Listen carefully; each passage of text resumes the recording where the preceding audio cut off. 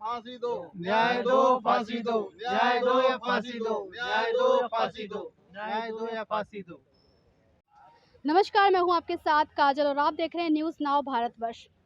अब आप देख रहे होंगे इको गार्डन में कई तरह के धरने चल रहे हैं, इधर भी एक धरना चल रहा है, तो हम इधर आ गए हैं। यूपी डबल पी 2009-10 को सुप्रीम कोर्ट से जीतने पर भी नियुक्ति ना मिलने के विरोध में आमरण अनशन। तो आइए इनसे पूछते हैं क्या किस प्रकार का अनशन। मैम मेरा नाम योगेंद्र सिंह है। हाँ, अब कैमरा ऑल यूपी के सारे कैंडिडेट हैं यूपी पुलिस 2009-10 भर्ती के।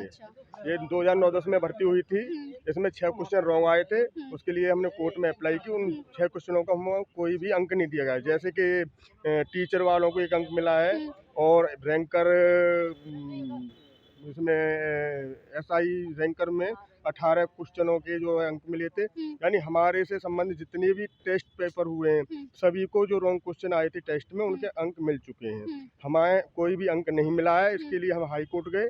हाई कोर्ट से 2014 में हम केस जीते।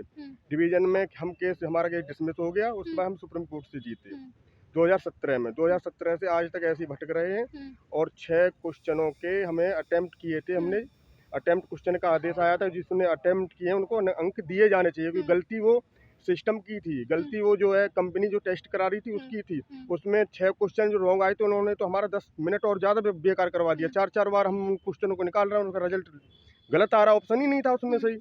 तो उसमें हमारी कमी नहीं थी। वो क्वेश्चन के अंक भी हमें मिल चुके थे सुप्रीम कोर्ट से। आज तक बहका रहे हैं, इधर उधर टहला रहे हैं। 1 महीने से हम लोग यहाँ पड़े हुए हैं, कोई भी इसका रेस्पॉन्स हमारे लिए सरकार नहीं दे रही है। हम योगी जी से यही गुहार लगाएंगे, जैसे आप सबका साथ सबके विकास की बात करते हैं ऐसे ही इन युवाओं को, इन बेरोजगारों को इनका हक दिया जाए। और हमारा तो ये जीवन ऐसा हो गया, 35-40 साल की एज हो गई है सभी की लगभग, और ना तो हम प्राइवेट सेक्टर में जा सकते हैं ना ही हमको ये मिली, जो कि हम इसके हकदार हैं और हकदार थे भी। अगर ये देते तो हमें 2014 में सिंगल बेंच पे ही हमारा जो है इनको कर देना चाहिए था। सिंगल बेंच से जब कोई भी कोर्ट किसी के फेवर में जजमेंट दे देता है तो सरकार का दायित्व बनता है उसको उसी स्टेप पे नौकरी से लग लेना चाहिए। तो कोर्ट में जज जो बैठा है वो सरकार ने बैठाया। सरकार अपील पे जा रही है। एक बार को छात्र अपील पे जा सकता है, युवा अपील पे जा सकता है, सुप्रीम कोर्ट तक जा सकता है, मगर सरकार को पहली स्टेप में उन बेरोजगारों को नौकरी दे देनी चाहिए, चाहे कोई भी हो। उनको आप सुप्रीम कोर्ट तक ले जा रहे हैं। 4-5 करोड़ रुपया वकील खा गए, कुछ नहीं बचा है। यही बचा है सिर्फ। और कहीं करने का अब कहाँ कौन प्राइवेट नौकरी दे देगा? क्या हमको प्राइवेट देगा नहीं। किसी पे खेत नहीं है, किसी पे घर नहीं है, गरीब है, बच्चे हैं 4 कहाँ से पालेगा? तो सरकार को इन चीज़ों को मद्देनजर रखते हुए इन पे विचार करना चाहिए। बीजेपी शासन में जो है अगर ये सबको होता रहेगा तो ये तो पता है सबको, सरकार आती है और जाती है, पब्लिक ही बुलाती है और पब्लिक ही भेज देती है। जिस दिन पता लगेगा सरकार को उस दिन चली जाएगी, फिर कहेगी भाई, जैसे हमारे राहुल गांधी जी हैं, अब कोशिश कर रहे सत्ता में आने के लिए।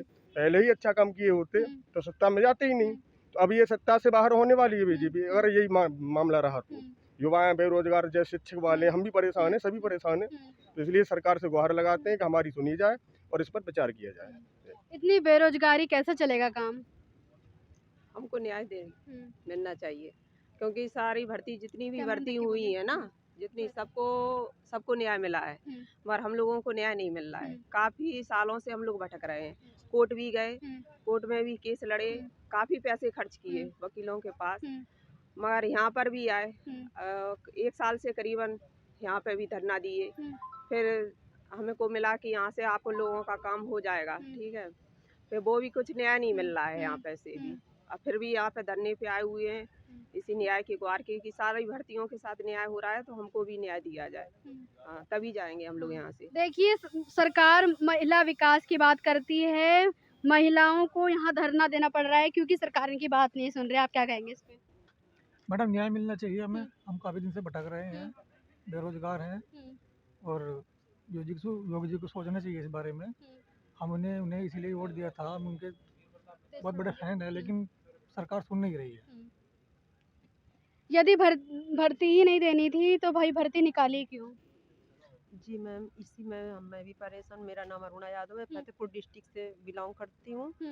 इसमें मैडम है ये है कि जैसे क्वेश्चन रॉन्ग आए थे उसी को नंबर मिलने थे, हम लोगों को नहीं मिले। हम 12 साल से दर दर भटक रहे हैं और दर दर परेशान है, कोई हम लोगों को कोई रिजल्ट नहीं मिला। ना सरकार हम लोगों कहते बेटी बचाओ बेटी पढ़ाओ, हम दर दर भटक रहे हैं, कहाँ क्या करें, कैसे रोजगार मिले हम लोगों को, कैसे हम बच्चों का पालन पोषण करें, बच्चों को छोड़ के आवा, हम घर से बाहर निकले हुए हैं। हमको नौकरी मिलनी चाहिए, हमको रोजगार मिलना चाहिए मैडम, बस यही इतना। रोजगार की बात करते हैं, लेकिन रोजगार कहाँ है? रोजगार के चक्कर में मैडम 12 साल 13 साल से धक्के खाते हुए हैं और क्वालिफाई करने के बाद भी सुप्रीम कोर्ट का दरवाज़ा खटखटाने के बाद भी यहाँ सड़क पर पड़े हैं हम लोग। कई साल से धरना जारी है हमारा, 2 साल हो गए हैं, 2022 से धरना दे रहे हैं और सरकार से मांग कर रहे हैं कि हमारी सुप्रीम कोर्ट में जीतने के बाद भी हमें नियुक्ति नहीं दे रहे हैं। ऐसे कितने साल लग जाएंगे धरना देते देते हैं? क्योंकि कुछ भी नहीं पता मैडम। अभी जो है हमने सत्ता का परिवर्तन जो है आधी उम्र बीत चुकी है। तो सारी उम्र बीत गई और थोड़ी बहुत तो यहीं पे गुजर जाएगी। बच्चों को और घर वालों को ये लगता है कि मेरा बेटा पुलिस वाला बनेगा, बनते बनते हो गया 40 साल का और 4-6 साल इधर घूमेंगे। घर वाले क्या है, बच्चे को छोटे ही नौकरी करेगा, क्या करेगा फिर खुद जब इतना कर नहीं पाएंगे हम। हर एक चीज़ की एज होती है। मैडम मैं मीडिया के माध्यम से ये जानकारी करना चाहता हूँ कि जब कोर्ट का फैसला सरकार नहीं मान रही तो इस न्यायपालिका का फिर हक मतलब खत्म, यानी कि न्यायपालिका खत्म कर देनी चाहिए खुद ही न्यायपालिका और बन जाना चाहिए। अब इसके अलावा हमारे पास क्या रास्ता है? 2 साल से हमारा धरना यहाँ जारी है, भूख के प्यास से यहाँ बैठे हैं, सरकार के पास जाते हैं, मुख्यमंत्री आवास पर जाते हैं, आश्वासन दे देते हैं कि हाँ आपका काम चल रहा है। जब चल रहा है तो आपके माध्यम से मैं जानकारी ये चाहता हूँ कि कहाँ चल रहा है। बस हम तो सरकार से बस यही कहना चाहेंगे कि हमारे हमारे साथ न्याय किया जाए, हमारे पक्ष में ही सकारात्मक रूप से निर्णय लिया जाए। बस हाथ जोड़ के हमारी सबकी यही विनती है सरकार से। मैम सबसे बड़ी मेन चीज़ तो ये है कि जब 13 साल का अंतराल हो गया, 13 साल में 6 साल तो हम लोगों को डायरेक्शन मिले हुए हो गए सुप्रीम कोर्ट से और हाई कोर्ट से। तो जब दोहरा मापदंड सरकार हमारे साथ अपना रही है तो क्या कर सकते हो उसमें बताइए। जब सरकार कोर्ट की अवहेलना कर रही है, आपने देखा होगा उस पर लिखा हुआ है बाकायदा बैनर के ऊपर, जब सरकार दोहरा मापदंड कर रही है तो अब कहाँ जाएँ? अब हम लोगों के पास चारा है क्या? या तो सरकार हमें हमारे साथ न्याय करे, नहीं तो फिर हम लोग मर जाएं तो सबसे बेटर रहेगा। घर में जाएंगे, किसके लिए जाएंगे? घर में क्या है वहाँ पर जाने से? घर वाले कहते हैं तुम लोग कर क्या रहे हो 13 साल से। अब घर में जाके नाते रिश्तेदार घर वाले पूछते हैं कि कुछ हुआ क्या? अब क्या जवाब दें उन्हें, क्या हुआ? सरकार कह देती है कि हम सोच रहे हैं तुम्हारे बारे में। अरे सोच रहे हो तो क्या सोच रहे हो? हमें या तो वो तो लिखित में दे दो कि हमें तुम्हारा करना नहीं तो हम अपने घर चले जाएं, या फिर यहीं पर जाकर रह करके हम मर जाएं।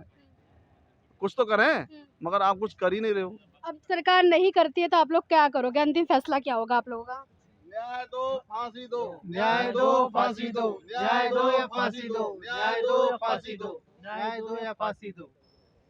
तो देखिए किस तरह से छात्र और छात्राएं परेशान हैं। सरकार जो है सुप्रीम कोर्ट की भी अवहेलना कर दी, यानी कि न्यायपालिका की अवहेलना कर रही है। तो आप बताइए क्या करना चाहिए? छात्रों को न्याय दीजिए या तो फांसी दे दीजिए, ये इनका कहना है। देखते रहिए न्यूज़ नाउ भारतवर्ष में आती रहूँगी काजल आपके साथ ऐसे ही मुद्दों के साथ।